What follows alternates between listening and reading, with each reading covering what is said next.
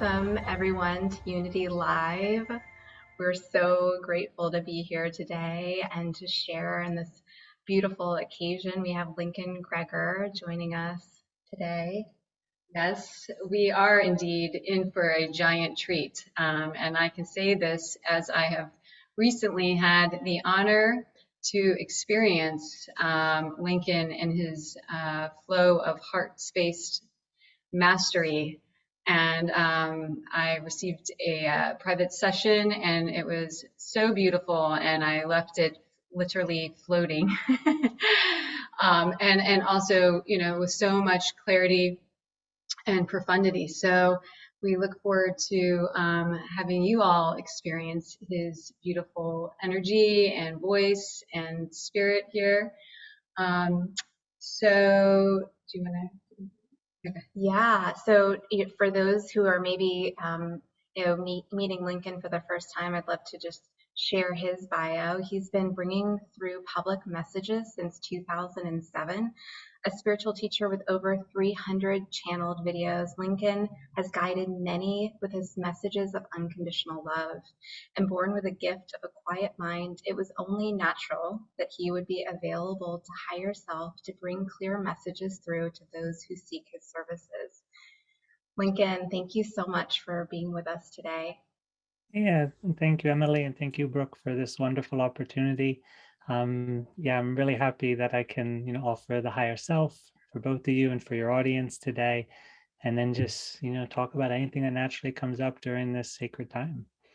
Wonderful. Well, I suppose it may be helpful for some, because I know there's a lot of different ways in which people, describe the higher self or refer to the higher self. And being that this is something that you've so beautifully embodied, wondering if you might shine a little light on your expression and interpretation of higher self. Yeah, certainly. So in my own life, I've always tried to keep things very simple and like less lost in concepts and diagrams and analyses.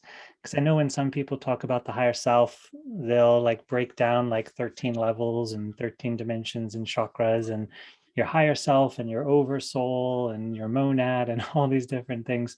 So I like to keep things experiential and kind of describe it in the way that I experience it.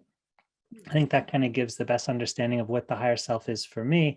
And then it's not just concepts.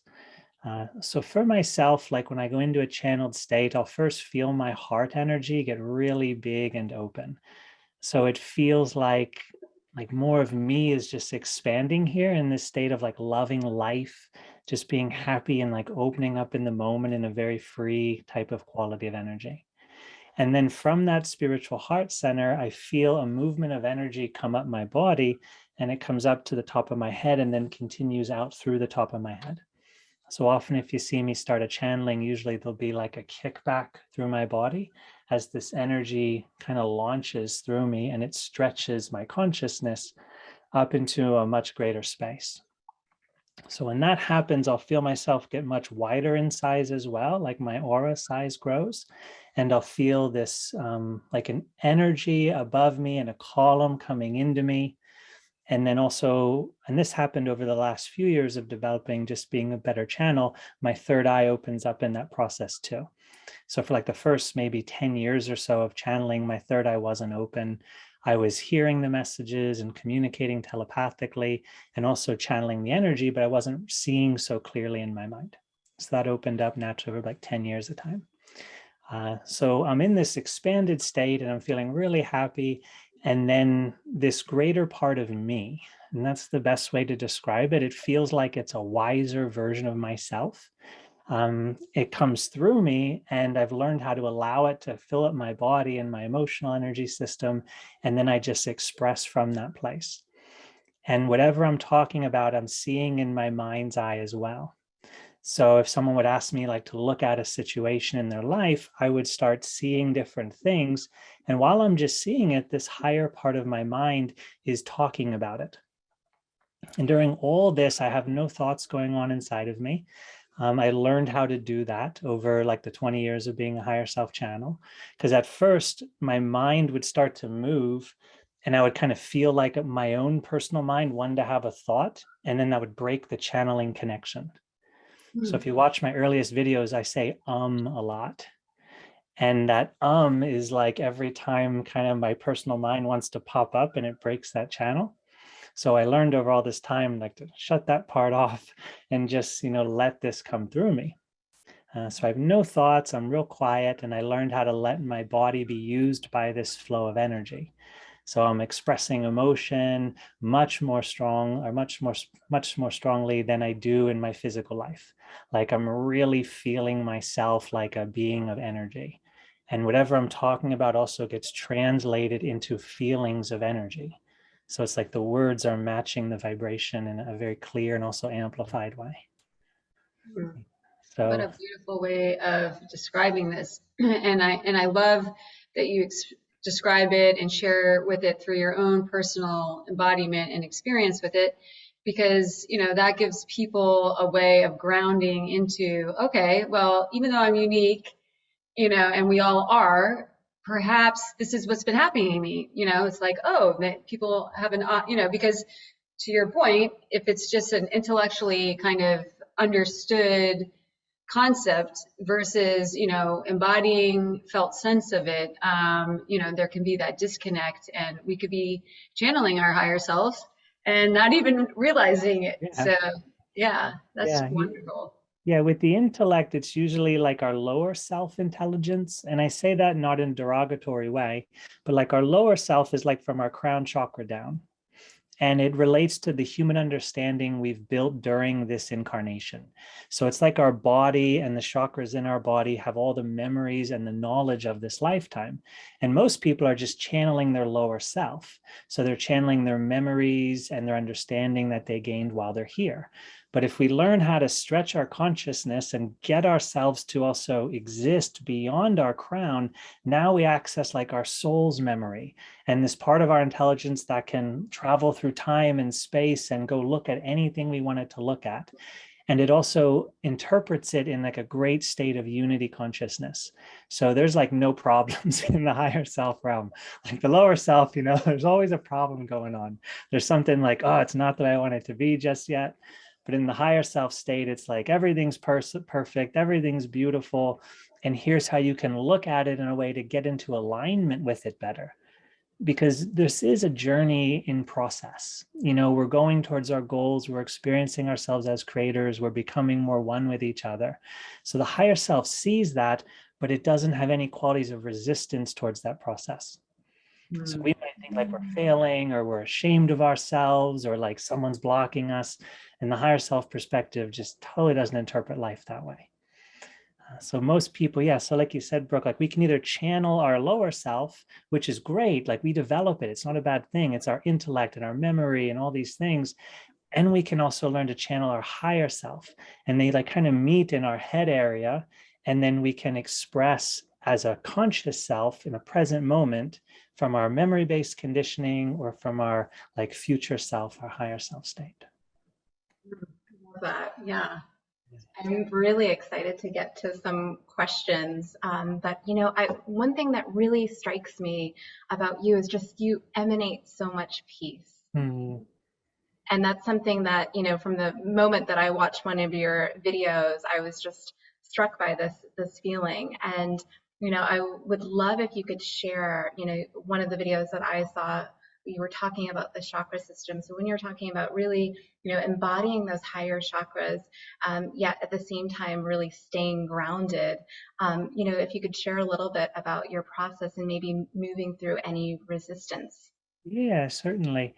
So my own journey was really just about being in the present moment with life as it was happening. So it was very much like an original teaching of Zen Buddhism. So before all the monasteries happened in the Zen tradition, or Chan tradition, what it's called in China, like you kind of lived in the forest, you lived outside of town, and you didn't do any rituals, you didn't wear any special clothes, there was no schedule, but you really practiced trying to be with life as it was happening in the present moment. So it'd be like living without filters, living with a direct experience. So that was the path that spoke to my heart in the beginning. And I just like totally followed it as best I could when I was in college and, in the rest of my life when I was younger. And this was before channeling even started. So I was always trying to be in the present moment, and I wanted a silent mind as well. I didn't want to have thoughts because all these enlightened teachers were saying, you got to get past your mind, you got to silence your mind. And so I learned how to be like non-reactive towards things, but not in a intellectual way or in a judgmental way, in a feeling-based way. So whenever I would feel my mind move, like an emotional feeling, or like my mind was responding to the situation, I learned to calm that energy back down. So I would feel like something moved from my belly area and it would like want to come up into my head and it become a thought. So I learned how to just, as soon as I catch it, just exhale and feel like a relaxing down and a settling down. Because I knew my mind didn't need to comment on like everything happening in my life. You know, your mind's kind of like a narrator, like it follows you around. Like there's a really good story, a movie rather. Oh, I forget what it is. I think it has Will Ferrell in it. And the person's narrating the movie, and the character actually turns around and talks to the narrator. And that's like our head. Like we have this narrator talking to us all the time, telling us how to interpret life. And when you meditate, you start to observe it and you find that narrator quality. So I wanted to live without the narrator. And I watched that the voice arose with a feeling. So I learned to calm my psychological interpretation. That's what I call it, like my emotional or mental response to the situations I was having. So that started to create like a grounded quality of peace where I didn't have to move and express with my mind while I could still participate in life. Now, along this whole journey, you really have to like make real the understanding that everything's okay. Because your mind always wants to comment on it and analyze it and do something with it. And there's nothing wrong with creating like that. But for me, I wanted a silent mind. So I had to work through that process of interpreting life in any way. It was just like, I'm going to let life just be what it is. And I don't need to interpret it. I don't need to think about it. And I could just flow with life and be peaceful and be easy. So that's how it began for me. But the way I teach it is a lot. See, that was a journey for me. Like I had to kind of put it together. So the way I teach it now, I think is a lot easier. Basically, the higher self tells us through me as I channel that we're these creators. And it's like we're holding everything inside of us, inside of our container of perception. And whatever we focus on, our like God consciousness, creative energy goes towards and increases. So if you're listening to your thoughts, you're channeling creative energy from your soul, from your consciousness into those thoughts because you're engaged with them. So your mind will keep thinking. But what if you take your attention and you try to focus on silence or on this feeling of space around your body? That's one of the best ones, I think, because that also helps us free us from identifying only with being the body. So if you feel like your aura and the space, you'll notice a still quality, but also like an electrical tingling feeling. And so the more you feel that, the more it very quickly quiets down your emotions and quiets down your thoughts. So whatever you focus on, you create more of. So if you focus on still, silent, empty, open things that you can notice right now in the present moment, then those just start to increase. If you focus on affirmations, then you're focusing on a form. And if you can create the emotional feeling that's related to the affirmation, like if you're saying like, I am love, like you really want to feel the love, then you're amplifying and creating more of that vibration. And there's nothing wrong with form or formless. It's just, what do you want to create more of in your God-given reality? Like, what do you want to give your life to? What do you want to give your flow of life force energy to? So you become very selective with what you think and how you feel, and you learn how to consciously create happier thoughts and happier words and try to feel kindness and care and compassion and celebration and enthusiasm, like all these loving, expansive qualities. So we learn how to just focus on those and generate those without needing to reject any of the ones that we don't desire to experience. Things don't have to be bad to not choose them. Sometimes we think we have to like reject fear in order to outgrow it. But the more you try to reject fear, the more you focus on it and it just sticks around. What you have to do is realize, no, I can interpret this situation in a non-fear-based way. And I can focus on a better interpretation. And then all my energy goes to that different emotion. And then I just rise out of fear. I didn't have to fight with it at all. Yeah, I love that. It is such a well used statement But, you know, the more resistance we have to something, to your point, the more, you know, we create of it, you know, and it's that whole um, quantum sort of science or quantum physics where, you know, what we put out there, we receive more of. And I mean, it's real, right? And we can apply it and it works in both ways. Yeah, So, definitely. Yeah. And I think a challenge, like you said, Brooke, like with, fear, our emotions, is we believe they're more powerful than us. So we fight with them. It's like if you know you can just choose what you want, then you don't have to fight with anything anymore. We don't feel free. So we think I have to defeat the fear. I have to, heal my past and conquer it. But what if you realize you're free and the universe is giving you every possibility? Like, why not just choose what you want and start taking your life in that direction? And you allow the other things just to fall away. They're not going to like immediately vanish because you've been putting energy into them before. But whatever you focus on, the rest just kind of gets less and less and less and falls away. Yeah. yeah. Yeah, and I love how you were sharing about really expanding your awareness to your auric field. As soon as you mentioned that, I just felt myself expanding, Yeah. so that's Yeah. such It's a amazing. beautiful tool. Yeah. We're so powerful as creators and we don't give ourselves credit. And like, we're taught to like, feel bad about like saying like, I'm a healer or I'm psychic or like, I'm so happy or like whatever. Like, don't feel bad about it.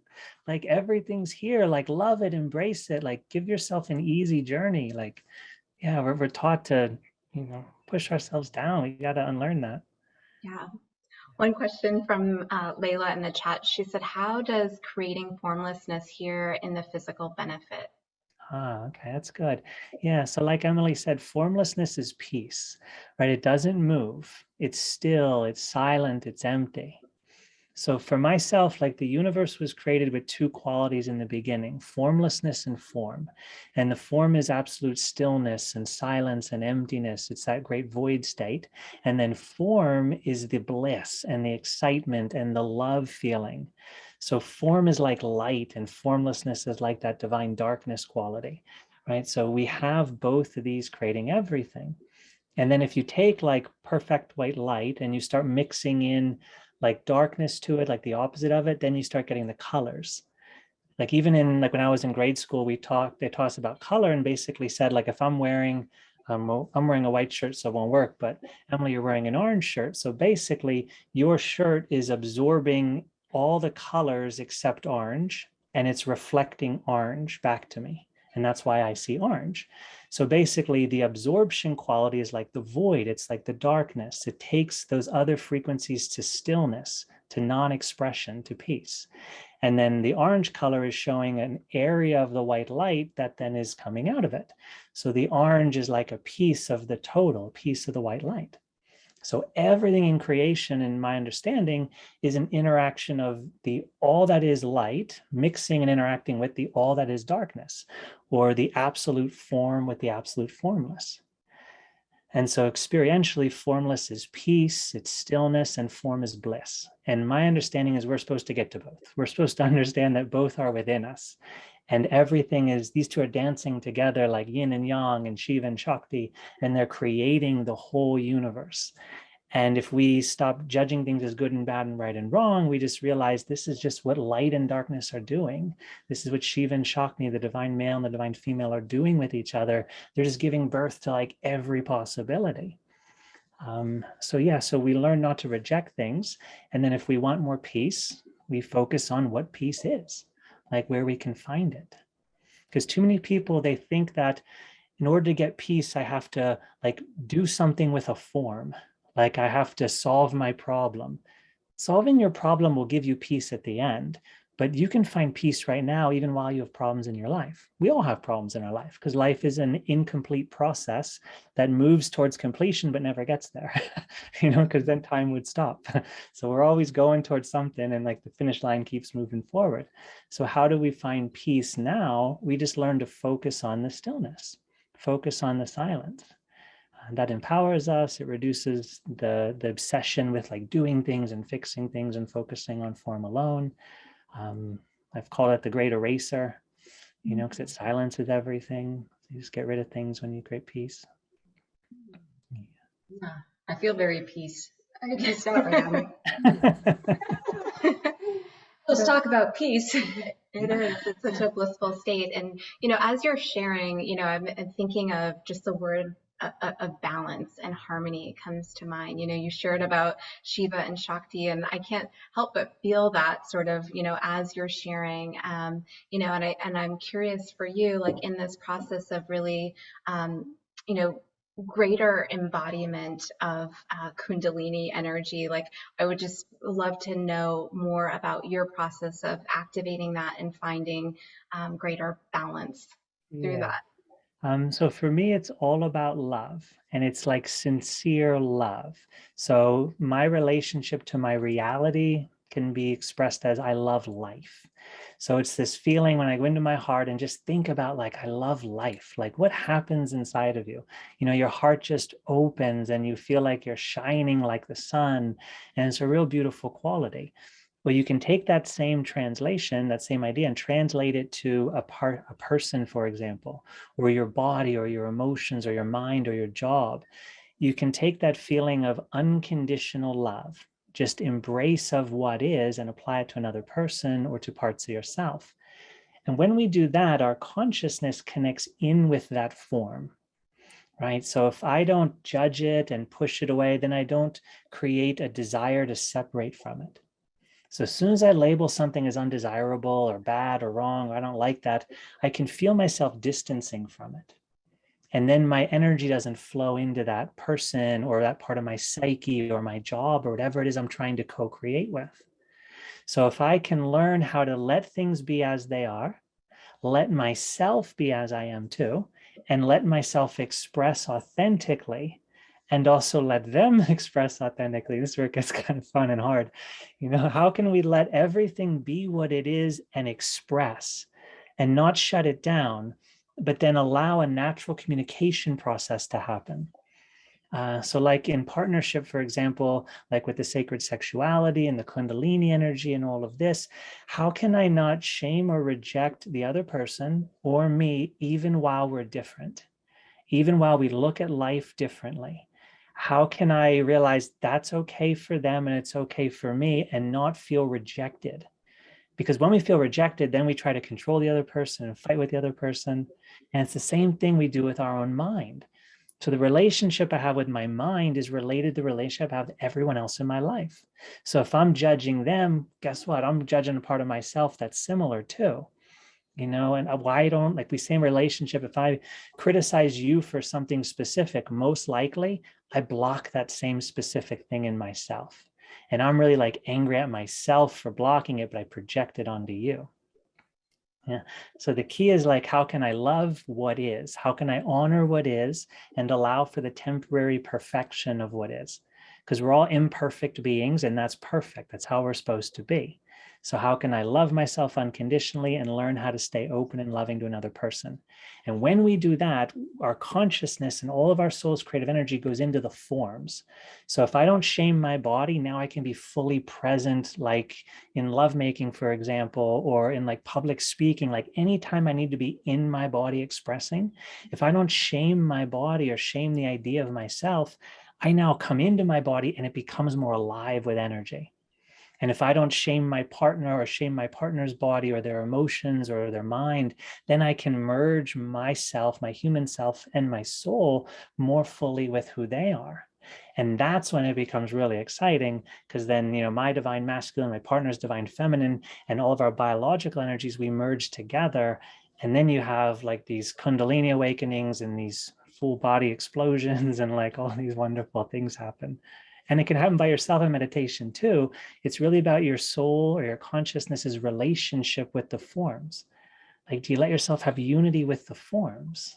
If you know it's all God, if you know it's all you, like, then just let yourself enjoy it and try your best not to block it and judge it and push it away and shame it.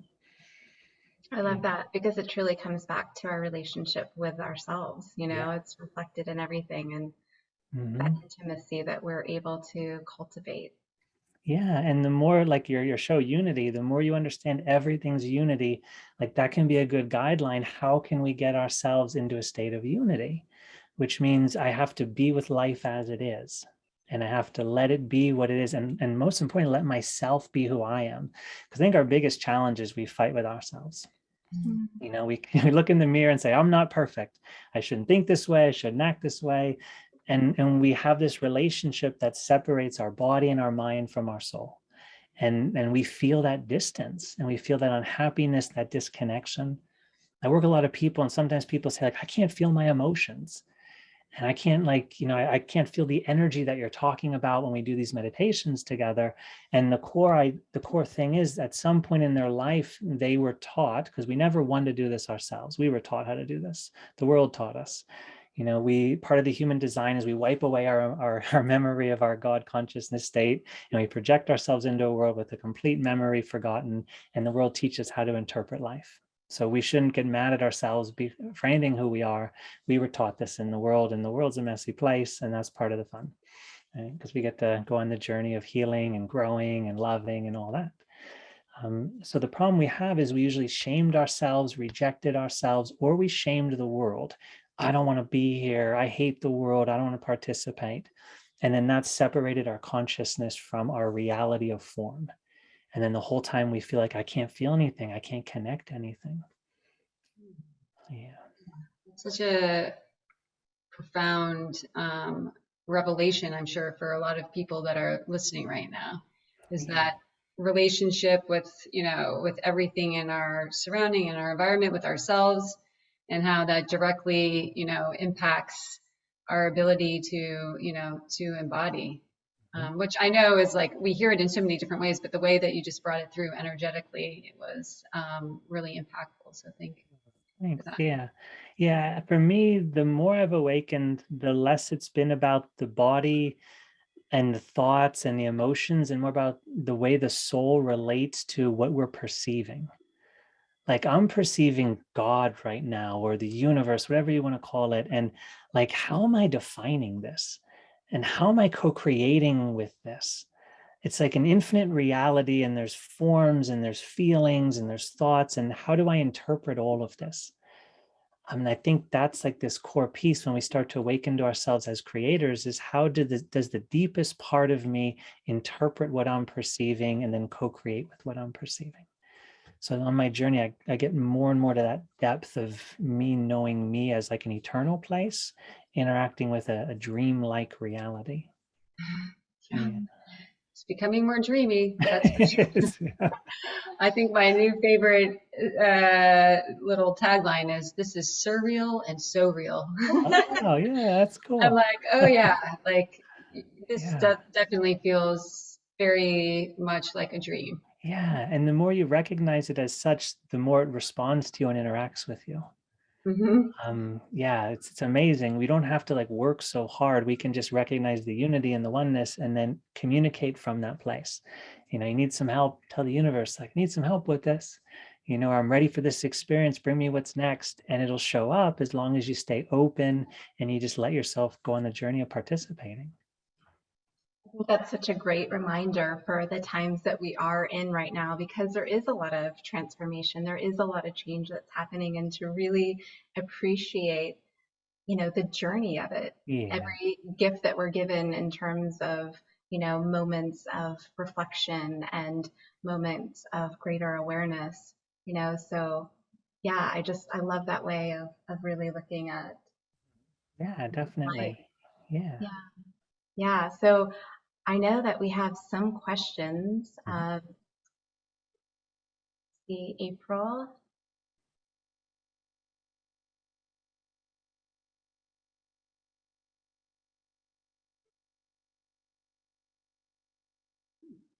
Oh, good. Yay. Okay. Hi. Hi. Hey.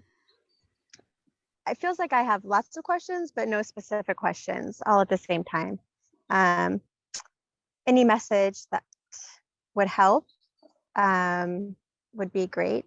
I do feel like I'm ready for a new adventure in life, maybe moving out of state. And I don't know if that's just because I'm feeling maybe anxious about, not even anxious, I'm just excited about happenings. And I don't know, any message that you might have to share would be great.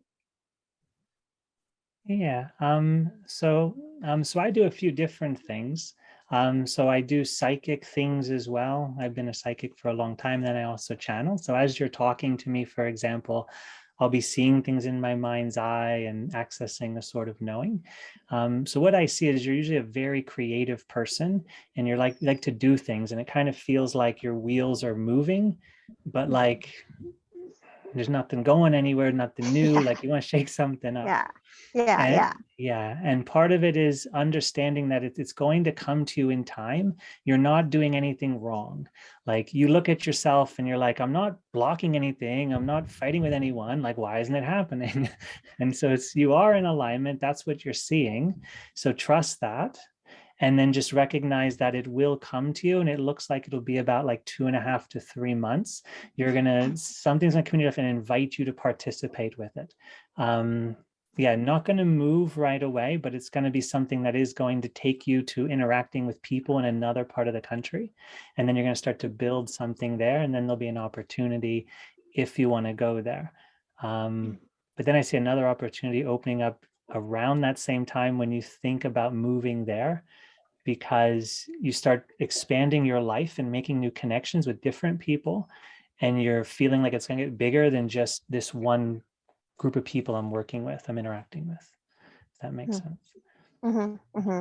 Yeah, but Thank you're you. yeah, you're not Thank doing you. anything wrong. Just Okay. it's just not I, time yet. Because like when we create, sometimes like we want to create something and we think like, why isn't it happening? But we forget that other people are involved in our creations as well. And sometimes like we all want to run a race together, and like I'm waiting at the start line and like no one else mm-hmm, is there, or like mm-hmm, everyone's there but the crowd's not there. Like everything needs to come together when we're co-creating. And sometimes we're a little bit ahead of the rest of the people, or maybe we've already learned what we needed to learn and they're still working on specific things that allow us all to create right now, because the universe brings together things that are in harmony. So there might be like an area of my life where I'm not yet in harmony, but the other people are. And as I go through some experiences, now I'm aligned in that new place. And now I match with those people and I can then co-create new experiences with them. Okay. I feel Yeah. it. Thank you. Yeah, Thank you're you. welcome. That is beautiful. And thank you, April. As I know your question is the voice of so many others who have very similar, are at a very similar place right now and determining what do I do with all this energy that is flowing in at, an epic proportion right now. It is exciting, right? And we're like, anticipating and feeling the excitement, and yet, such beautiful wisdom coming through. It's like, okay, let me get in the present moment. Let me just be in the now. Let me trust, in what is going to unfold as a result of my clear intention and my presence. And I know that you've accumulated some wonderful tools along the way to assist you in this. So thank you for being here and sharing that amazing question. Yeah, thank you, April. I know that there are some additional questions, but I just want to ask you, about your process of creation, because you are in such a, blissful Zen state, and, and also balancing that with all the, you shared before we started recording about a move across country, which I feel many are feeling a call to change things up, for something new. So, if you could share a little bit more about your creation process. Yeah, sure.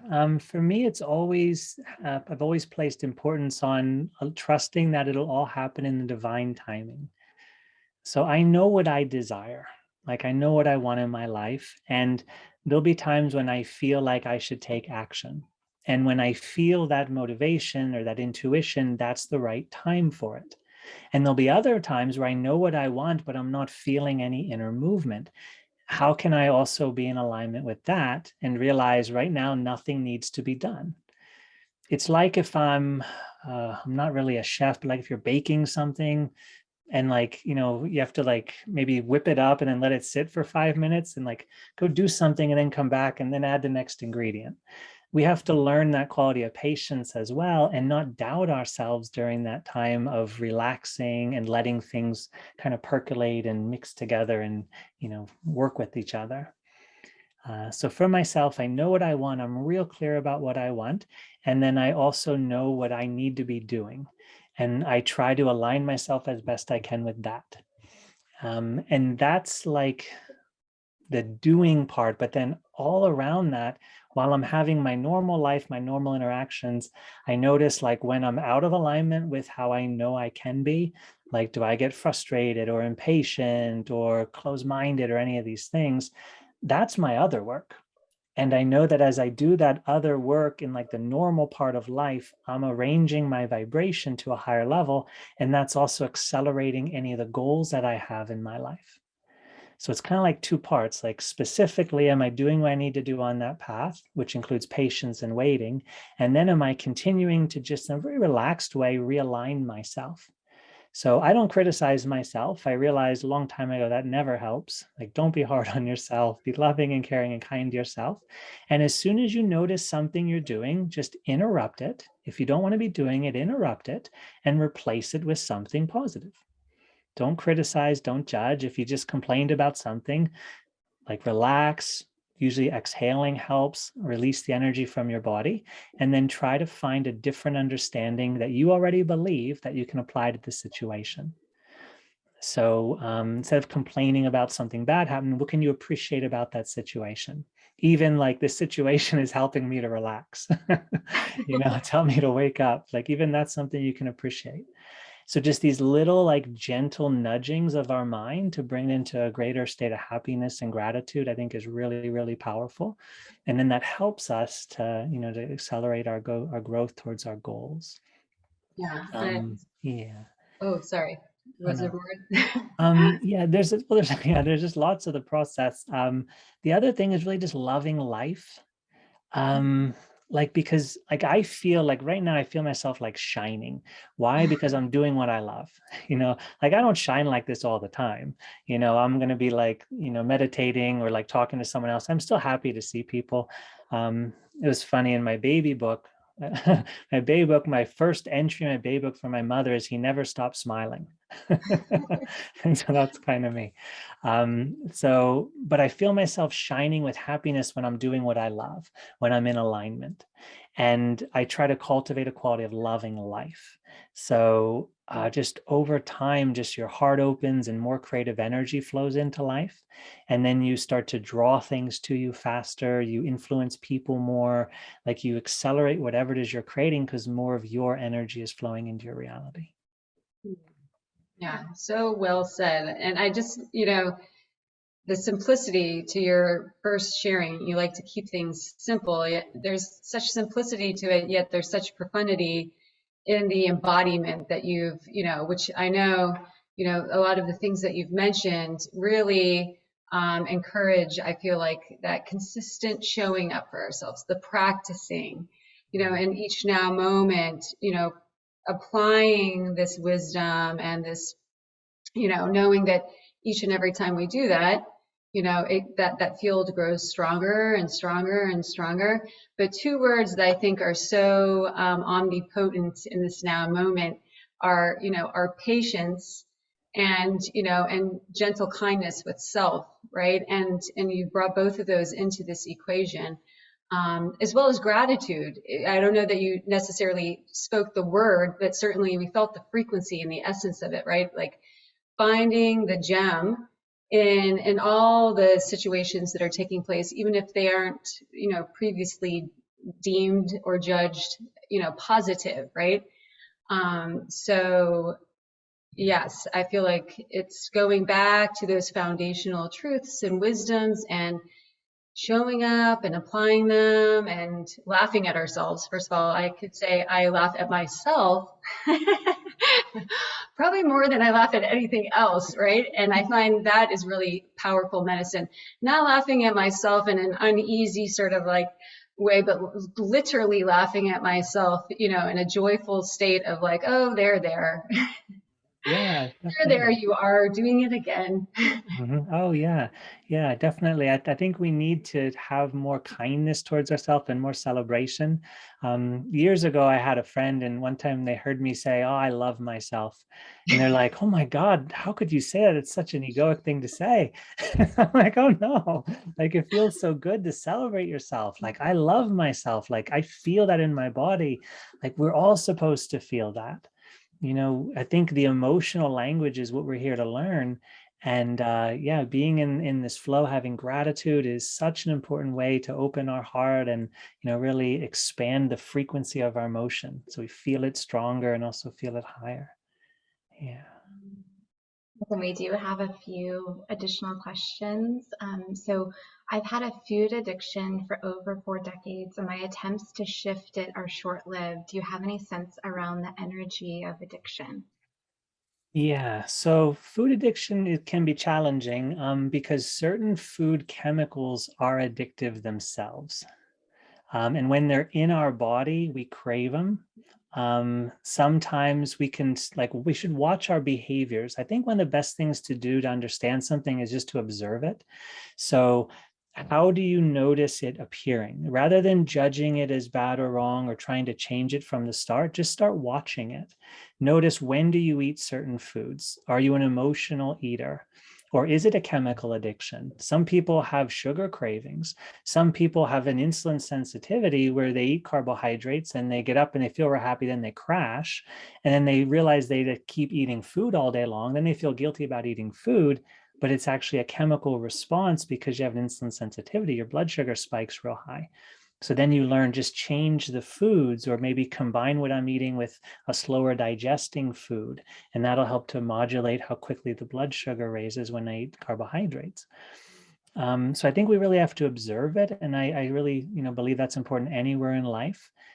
We can learn from other people, and we should learn from each other. That's really valuable. But before we make a conclusion that this is right, we always have to compare our own experience with the knowledge that we're learning and see how it lines up. Because not everybody's going to have the same biochemistry or the same emotional patterns or any of that.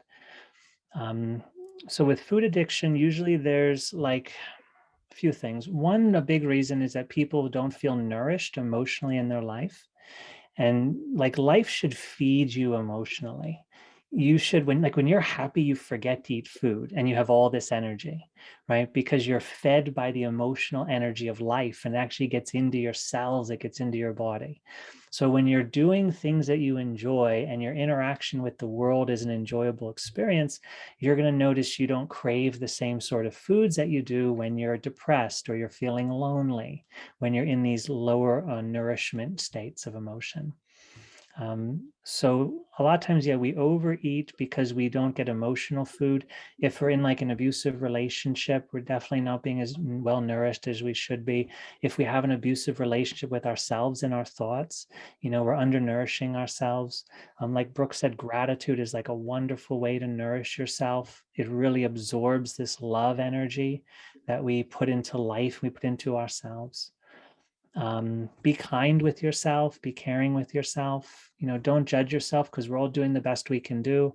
Like I said earlier, like we just get kind of thrown into this world, and the world conditions us, and we're young children and we don't know what's going on. We're just trying to do our best to respond to chaotic parents who are doing their best to respond to their chaotic parents. So really be kind to ourselves. Like we need to get rid of shaming. We need to get rid of, self-criticism. We're allowed to be different. We're allowed to make mistakes. We're allowed to trip and fall and then laugh at ourselves. We should be really gentle and kind towards ourselves. Um, the other thing is, sometimes too much carbohydrates can cause an imbalance in the diet.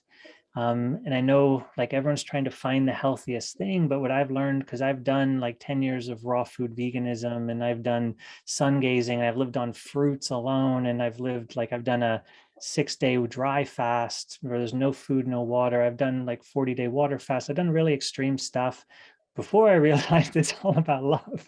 I was trying all these ancient techniques, but what really changed me was opening my heart to life and like loving life. Like that's the key right there.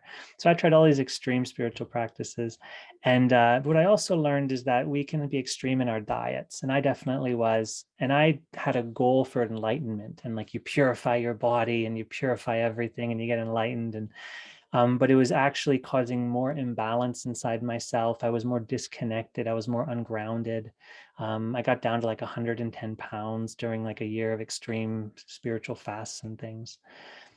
So balance is really important. And sometimes we're out of balance with like too much carbohydrates. If you're going to be vegan, you want to have some healthy fats in there. You also want to have healthy forms of natural protein.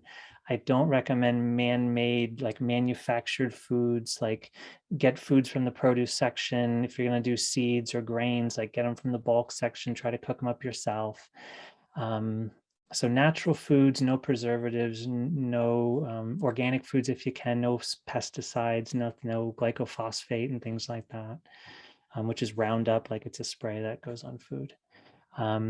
So live naturally, live in balance with your emotions, be kind, be balanced. If we notice our bodies like too heavy or too thin, or we're too tired, or we have ADHD, we're too exaggerated, we're out of balance. And we really just want to try to bring our diet into balance, bring our sleep cycles, our exercise cycles, bring everything into balance. And you'll notice you feel better. And that's what we're reaching towards. It's not how you look in the mirror, it's how you feel. Because if you feel good, you're going to get the appearance that you want. If your hormones are going to fix themselves because you notice that you're feeling better now. You're out of stress. You're not depressed. You're around people who make you happy. You're doing things that you love. If you just get your emotions and your mind in that centered place, you're going to notice that the physical environment just starts to shift itself. So true. I wouldn't have believed it if I hadn't lived the experience personally.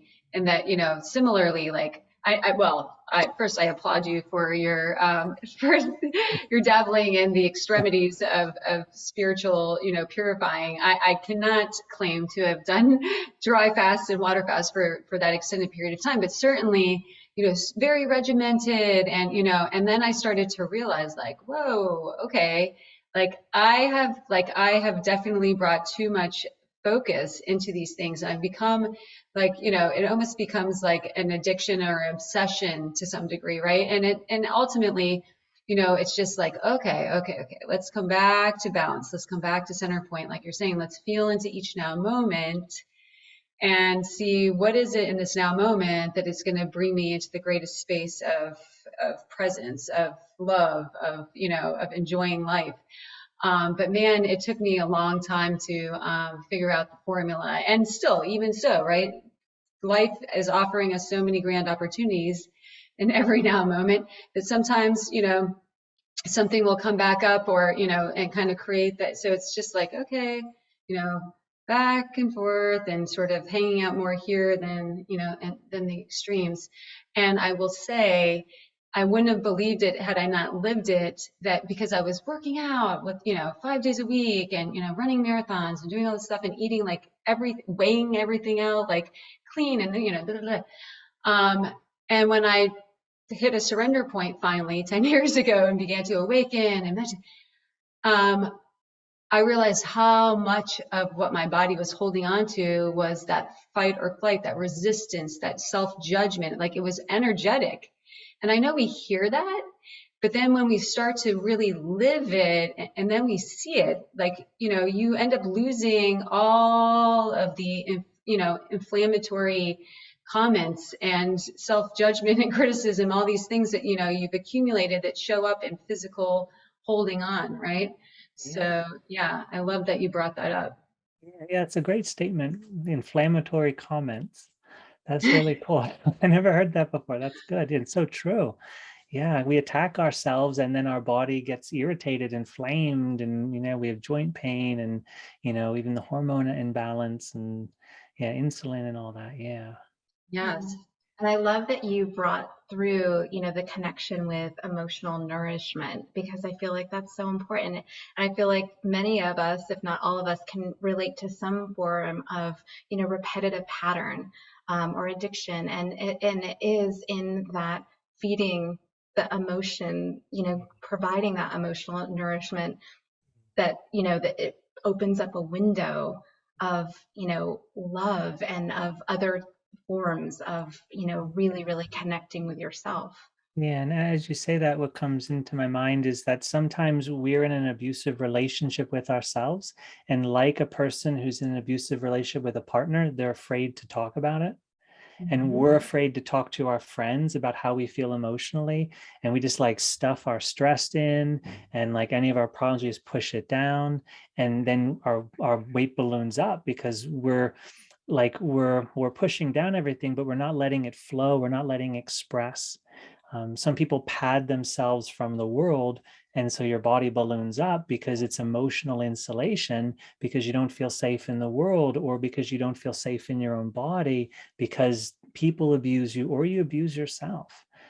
So I think being very gentle, like make self-love, self-care, self-kindness like your number one priority, because that is like what's missing one of the most in the whole world. Like, we're missing that love, we're missing kindness. Like we walk down the street and like you're afraid of the person next to you until like you talk to them, then you realize, wow, that's a great person. It's like, yeah, they were the whole time. You don't have to be afraid of them. Like we're all beautiful souls, we're all beautiful people, but we're so heavily conditioned to feel like we're in a threatening environment all the time. And if we're just gentle to ourselves and gentle to each other, yeah, we'll just relax, the stress will calm down, the weight will fall off, the imbalance, the racing thoughts, it'll all go away. It's interesting. A download was sort of coming in as you were speaking, and it's come in before, but it feels like in a a bigger way, in that a lot of the lifestyle diseases that are surfacing right now are really all based on like autoimmune, like attacking oneself.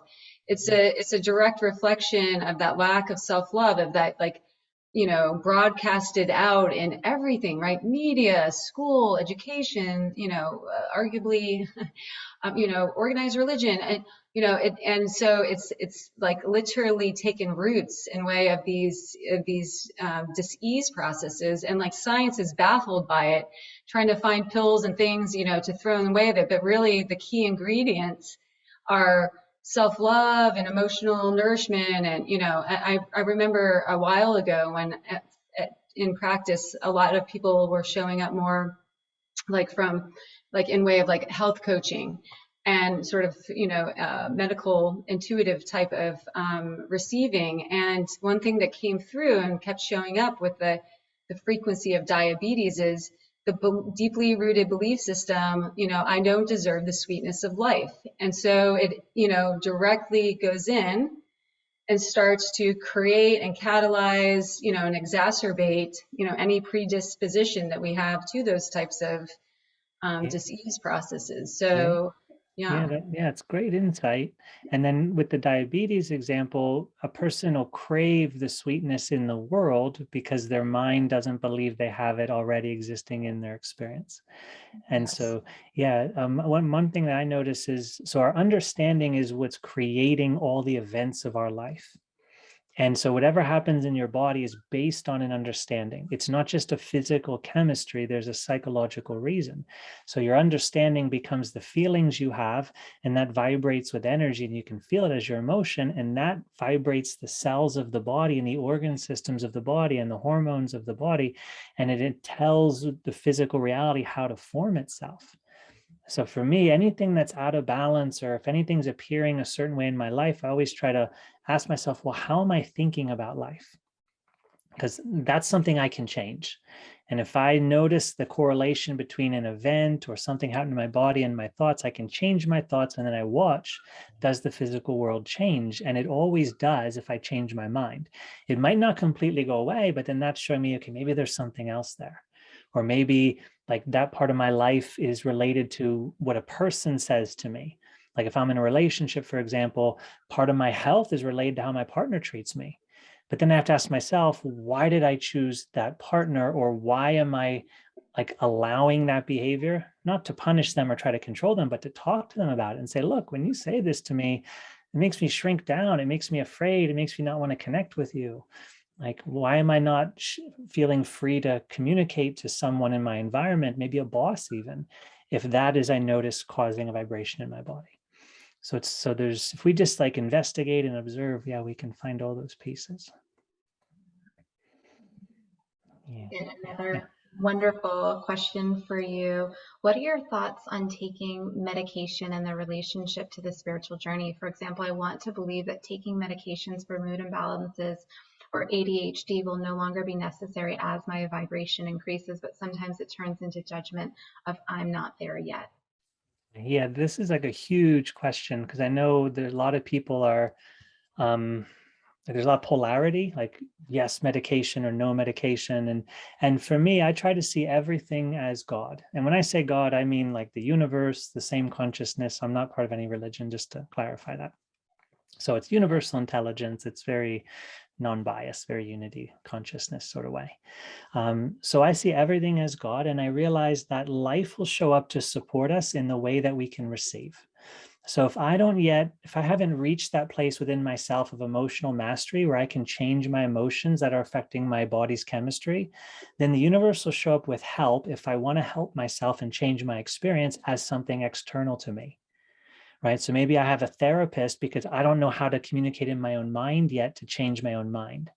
Maybe I have a friend that helps me emotionally, or maybe I take a medication. I don't think there's anything wrong with doing a medication, but I also recognize it's one of the most external, unnatural ways to deal with our emotions, which to me means it's one of the least effective. I feel more effective than medication is going to be treating your body chemistry through food and sleep and exposure to the elements like healthy sunlight, healthy air, having your bare feet on the earth, moving your body. I think that the more unnatural something is, the further away it is from our center. And the more in the world it is, the further away it is from my center. So I would try to work with food next, stay on the medication. Don't get rid of the medication. Stay on the medication, work on food, and notice if the food is helping you to heal. You should notice the food makes a big improvement when you're learning how to watch your body and eat what makes you feel good. Eat as much as makes you feel good. A simple guideline is food combining. If you think about the way nature grows things, we should only eat foods in the same meal that have a similar appearance in the environment.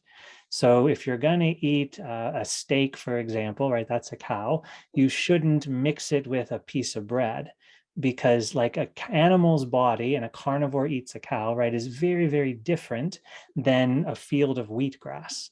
Like it's very, very different. So we should try to eat similar types of foods at the same meal. A hamburger, while the favorite American food, is like one of the worst digesting foods because you have so many different categories of food all mixed together.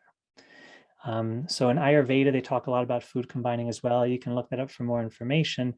But so if you watch how food digests in your body, you can make better choices. Just listen to your body, try to make better choices. Treat it with food, stay on the medication until you notice yourself changing. I can't advise you to get off your medication. I'm not allowed to say that. But you'll know a certain time when you feel you've done a lot of progress with treating it through food and rest and healthier physical things, that you then can talk to your medical professional and start maybe modulating how much you're taking and work down on your doses. The next piece would then be more internal. So we've done the physical world part. Next is emotions. So how do you treat yourself? How do you think about yourself? How do you act? Do you care for yourself in a loving way? What about the people in your life? Can you create healthy relationships in your life? Can you create a job experience that you enjoy going to every day? So then it becomes emotional, and then it becomes like mental, where how do you think about yourself? What do you believe about your reality? Do you think you can have anything that you want in life because you're a God consciousness? Do you think, that life supports you, that life loves me? Do you think I'm part of everything? Right? So we go from outer to inner, and we find that if we just kind of track that and make as best progress as we can, that we'll actually see that we don't have the depression we once had, or we don't have the levels of anxiety we once had. And then the external use of medications no longer is needed. But you also touched on a really good point in your question, right? Don't shame yourself. Everyone's doing the best you can do. And you're asking for help. You're using medication. That's the start. You're noticing there is a problem. And the world gave me the problem. I'm like a huge, huge fan of this. Like the world taught you how to think. Like it didn't start with you. We're all like blank slates. It's like Plato says, we're all blank slates. We come into this world not knowing anything, not remembering anything. And the world just starts filling us up with knowledge. So don't ever shame where you start out. Don't ever shame yourself at all. Realize you're using the best with the hand of cards you were dealt. You're doing the best that you can. Just try to seek improvement. Talk to people who maybe have the knowledge already. Be around supportive, caring, kind, patient people that can help you to heal and grow. So you never shame yourself. It's a really bad behavior. It makes us feel empowered. And, if we look historically, like we were kind of designed to shame ourselves, because we're like the slave culture of the world. Like if you look historically, you have like a few people sitting on thrones telling everybody else they can't do anything.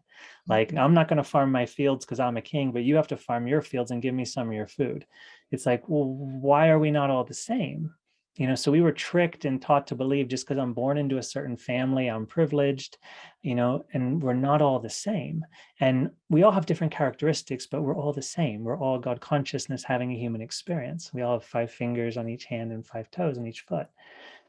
So I think that we've been taught historically to shame ourselves, and that keeps us in a place of powerlessness. And historically, that allows other people to have power over us. But the truth is that we all have power in our own reality. We all have power over our own mind and our own emotions and our own body. I don't have power over your body, mind, or emotions. I have power inside of myself. And like you're God and I'm God, we're all God together. And we've chosen to give ourselves these forms to co-create a world together. So we all have been given power together. And if we can recognize that and honor that, then we can co-create in a healthier way. So break the pattern of shame. That's a huge one. That's the big one going on right now in the world.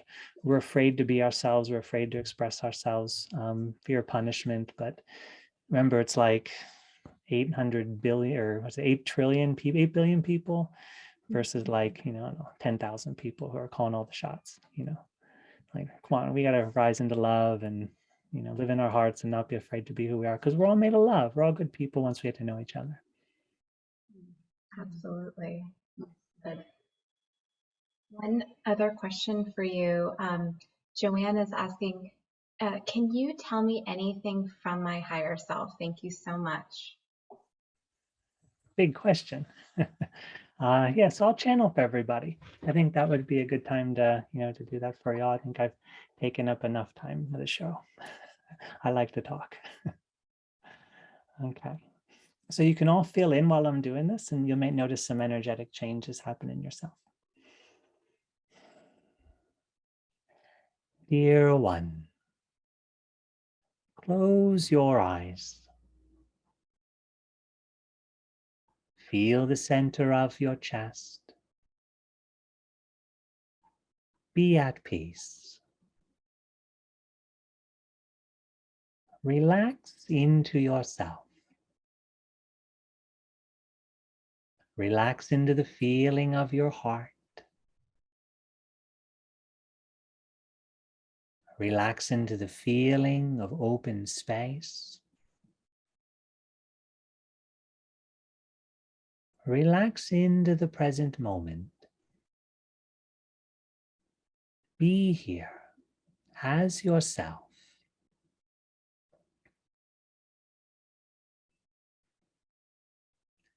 You, dear one, are God. In all that means, it is true. You are the original consciousness creating everything. And you are shining yourself into this human experience.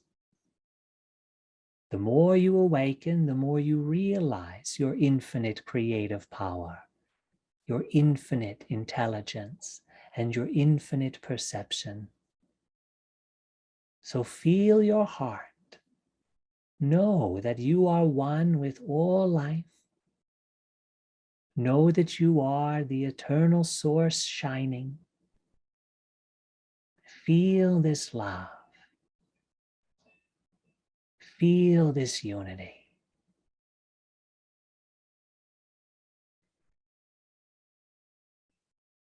Now, while we speak with you, continue feeling your heart and the open space of your perception. And you will notice that you feel our words. You feel our communication as energy. First, dear one, you are God, which means you are perfect. You are absolutely perfect because God has perfect knowledge. Everything in life is the creation of God, meaning it is all happening as a creation of the perfect mind. So how can anything be out of place? How can anything be wrong if it is the all-knowing mind creating it? So when you, dear ones, look at yourself, begin a new habit, create a new trend of telling yourself how amazing and beautiful and powerful and intelligent, how sacred and perfect you are. And feel it while you're saying it. Feel that you mean it. Feel that you want to know what this can do to your life. You see, dear one, you are a creator, and you are watching the reflection of what you put into life. So you have to honor your desire for life. You have to honor that seed you feel in your heart, that desire that you want to manifest and witness in the world around you.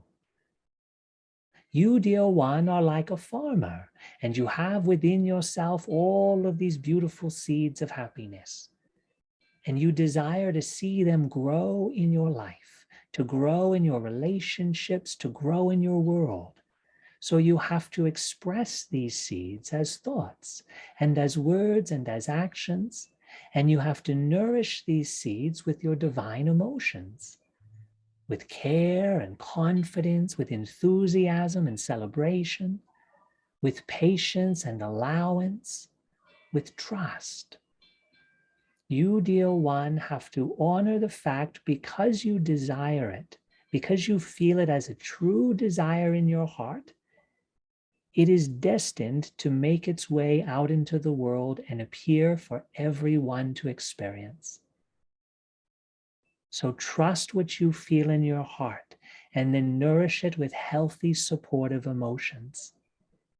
And if you do this, you are strengthening a channel of creation from your soul, through your mind, through your emotions, through your body into the world. And now you see a reflection from the world that confirms to you that you are God, the creator. When you see it outside of you and you know it came from within you, you have reached the realization that I created this. You have reached the realization of this journey of knowing yourself as God inside of a form-based reality. So for all of you here today, trust that what you feel in your heart is the universe wanting you to put it into the world. You want it in the world, that's why you desire it. And the universe is creating everything, and the universe's wisdom is so perfect. So when you know you want to put it in the world, realize the world wants you to put it there too. The world is pulling your desire out from you because the world is asking for it. So don't doubt what's in your heart. Share what's in your heart. And sometimes people might not like the seeds you're planting. That's okay. There's plenty of room in the field. There's plenty of desires to witness. So don't shame yourself if the people around you don't understand what you want. Maybe your desire is not for them. Maybe they want to feed on a different crop.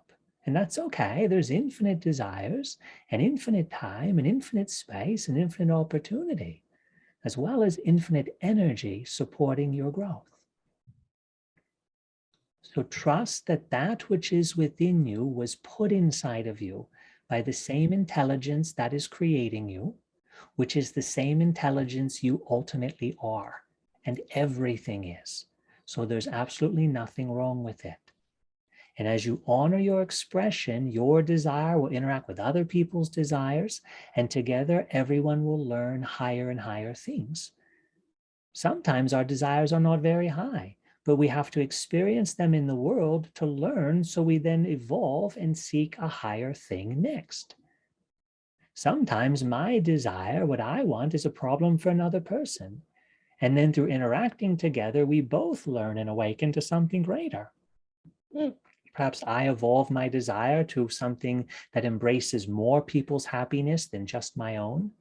And perhaps the other person learns a valuable skill within themselves, such as feeling confident enough to talk about themselves and talk about their life with me, to not be afraid to interact.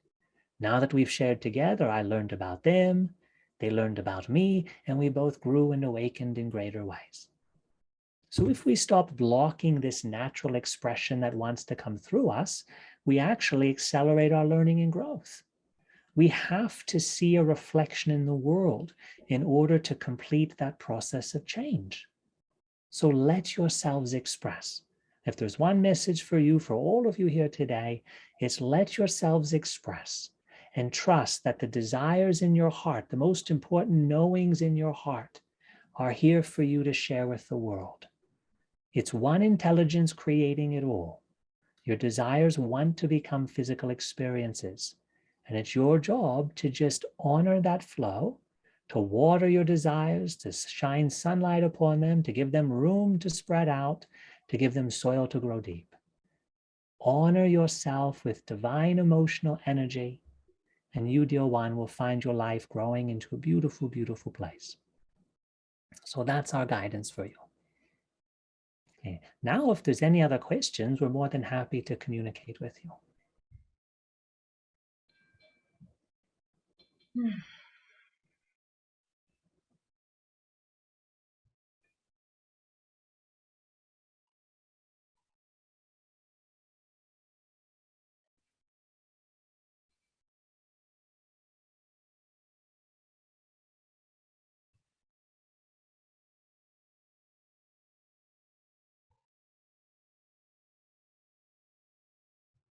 Anything that's coming through on this next few months? Well, Ms. Deal One, it's another big question, so we'll try to present guidance and knowledge that supports everyone here. Well, humanity, Deal One, is really in a place of evolving and awakening. Now, we know this is a generic term. We know everyone's been throwing it around for thousands and thousands of years. But understand, Deal One, that there's a very big push right now for everyone to go deeper within themselves, to bring their own truth to the surface. You see, souls are realizing more and more that our world is our creation. If you look at human history, this wasn't understood. People thought they had to just live normal 3D lives. And the rules were the rules, and things didn't change very often. But there's a massive awakening in which souls are realizing how creation actually works. The quantum laws, the manifestation rules, however you describe it, essentially your understanding shapes this world, and all of our understandings together build this world. So we're awakening, and this is like something we've never noticed before, something never in recorded history. It's happened upon this earth before, but not in this cycle. And so more and more we're going to feel, dear ones, that things are being pushed out of balance, that we're being restricted as the human race, right? That this is not the world we want to live in. This is not the happiness we know can happen. We're going to find more and more restriction being imposed upon mankind, right? But this, dear one, is mankind being pushed to go within to truly discover their own personal power. So if life becomes difficult, if things just don't seem to be working out in a supportive way, don't get down on yourselves. Realize it's just the universe asking you to go a little bit deeper and to find something new within yourself, to trust within, and to bring out as your human expression. The time for things to work smoothly was a number of years ago, and it'll be a number of years in the future. Right? We were essentially introduced to spiritual cultivation, to creating with our mind, our body, and our emotions in a way that was very easy to notice. So for many of us, creation was very smooth and fluid and gentle and affirmative. We said, wow, it's so easy, it works so well. And we're like, yes, it does, it does. But as more and more people are awakening this way, right, it's creating more of a shift and a change. And like any change, there's going to be resistance from the old as the new wants to take root. And so what we're going to notice is when there are difficulties and struggles, take a moment to reflect upon yourself.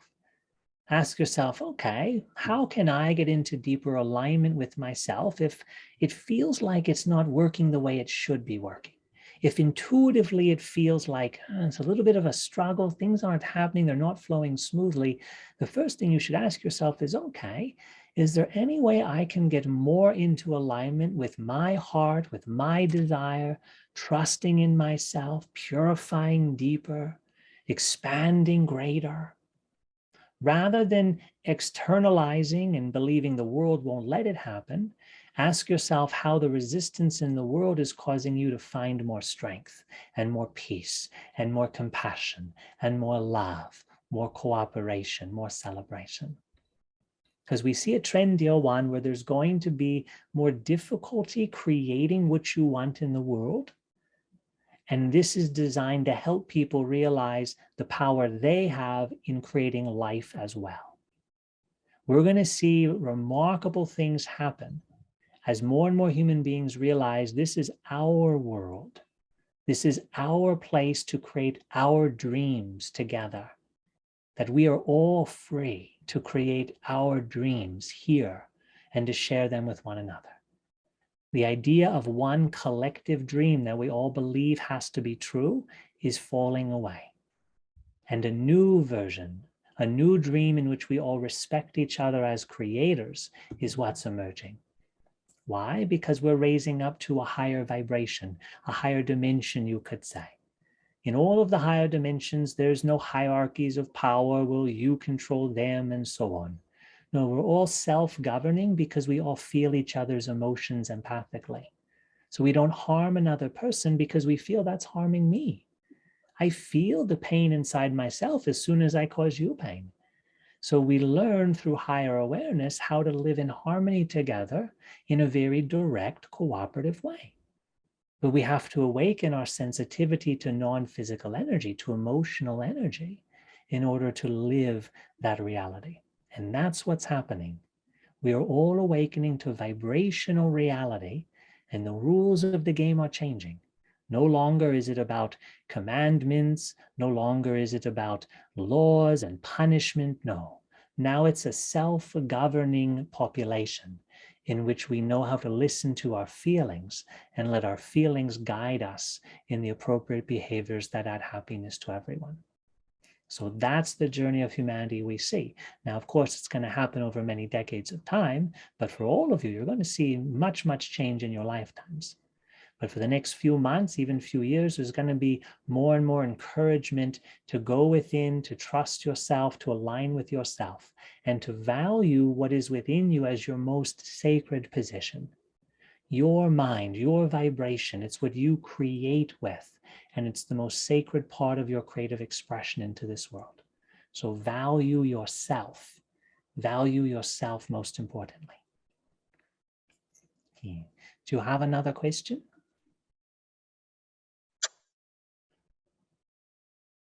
This has been Incredible. profound. Yes, Such a deep resonance with your sharing. Thank you. Thank you. We're so happy that you are enjoying this. that completes the questions that we have for this morning. And we would like to thank you all for inviting us here and asking us these questions. We love this interaction. We hope that all that we shared, especially the energy, does so much to support you on your own paths of awakening. Remember, you are all vibrational beings, and the whole universe is created from frequency. Learn about your emotions, and you'll watch the physical reality change so very easily. Align yourself with the feelings that feel expansive and radiant, all the positive, expanding frequencies of emotion. Honor those, create more of those, and you'll watch your life change. So for those of you feeling depressed or stuck in your life, just feel more expansive. So think about things that make you happy or make you laugh. Even watch a television show or a film or talk to friends that make you feel joyous inside. Go look at the stars. Feel that magical quality as your heart opens up. Watch the rising or setting sun and feel yourself glowing. Anything you do to shift how you feel inside and make it expand will most certainly create a positive movement in your physical reality. Learn about the emotional relationship with matter, because this is how you guide your creations. So we thank you, dear ones, for joining with us. We wish you love and light, peace and happiness as you continue your soul's journeys of awakening. Namaste.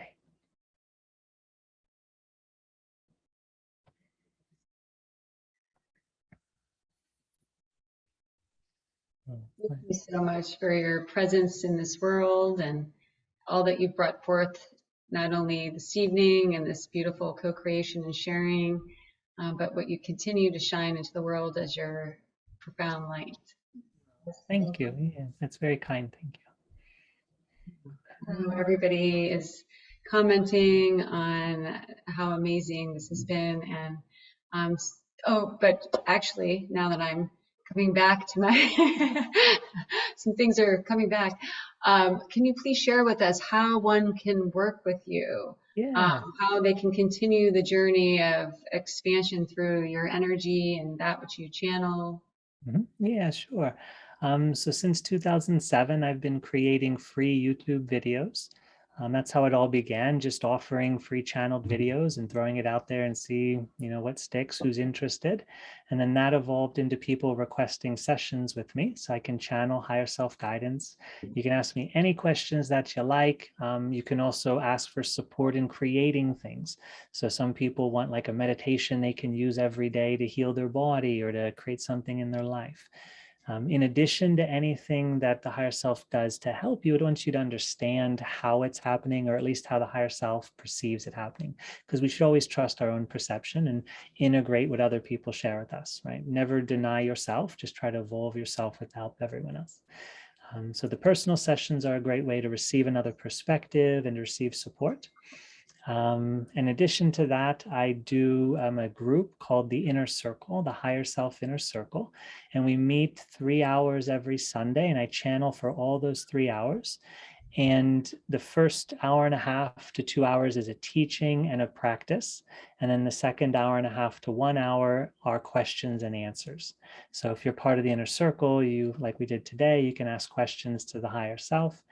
And those questions should state the subject that we're learning in the topic for the Inner Circle group. So I'm in my 3rd year of doing the Inner Circle. We meet every Sunday for 3 hours. There are 3-month sections. And so every 3 months has a topic. So this topic that we're going currently is learning how to receive higher spiritual energies. So we've helped people open their central channel, open their crown chakra, channel different healing energies into themselves. And then the next one that starts in July, on July 1st, that's going to be teaching people how to channel. So for like 2.5 years, we've been kind of building up to this, where we're helping people get their higher self connection and learn how to channel. Now, anybody can jump in any of the lessons. You don't have to start where we began 2 years ago, but there are lots of different topics, like working with your emotions, learning how to meditate or create silence in your mind, increasing your higher self connection. There's lots of different topics. So those are the main things: the free videos on YouTube, the personal sessions, and the Inner Circle. And then I'm going to have more in the future, because I have done events. I would travel around the world and do different workshops and events. So I'll be resuming those in the near future, and more online events and things like that. Awesome. Yeah. And the website's channelhigherself.com, channelhigherself.com. I would like to say that I recently had a session with Lincoln, had the honor of having the session with Lincoln, and it was phenomenal. What you experienced tonight, was very present, the pure source energy and love and connection field, and so many beautiful insights were brought forth. So again, thank you for that. And I hope that all of you that feel in deep resonance with this, allow yourselves to explore further what Lincoln is here to share. Great. Yeah, thank you, Brooke. I appreciate your kind words. Yeah. And one other thing to share. So I've been doing this for like 20 years and it's all been on video. Like the first time I ever channeled, I recorded on video. Prior to that, I would talk with the higher self in my mind, but it would never speak through me. And it was kind of a surprise when it wanted to speak through me, and we already had the camera turned on, and so we went with it. So you can go to my earliest videos on YouTube and see like how I grew as a channel and how I changed as a person. I was very quiet. I was doing all these austerities, these spiritual practices. So I was very silent, didn't talk a whole lot. My personality is completely different now. Before we got on the call, Brooke was saying like, where's your accent from? And I actually grew up like an hour away from where she's from. But we have totally different accents because all of it changed so heavily the more I did this channeling work. So I like to say that in my journey, it's all been broadcast so that people can feel inspired, because sometimes when we're starting out, we think like, oh my God, like, look at him, like he's such a good channel. But it's like, no, look where I was. And all I did was practice. I just practiced and I trusted, and that's why I can do what I can do now. And it's like any other skill in life, you just practice, you do your best, you're kind with yourself. If you love it, you're going to be motivated to try to do it every day or so. And then you'll see like the progress that'll happen. So I like my journey to be an inspiration for other people. Yeah, well, it certainly is. And thank you again so much. And we look forward to the potential to have you again at some point in the future, especially as you're coming into, bringing forth some additional things that you want to share with us. And yes, so grateful. Oh, thank you. Thank you so much. And thank you everyone for attending. Thanks for all your questions. Thank you, Emily.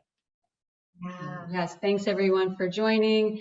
We look forward to seeing you next week. We will be sending out some details on that, and wishing you a beautiful and blessed rest of your evening and weekend. So much love, everyone. See you next time. Love you.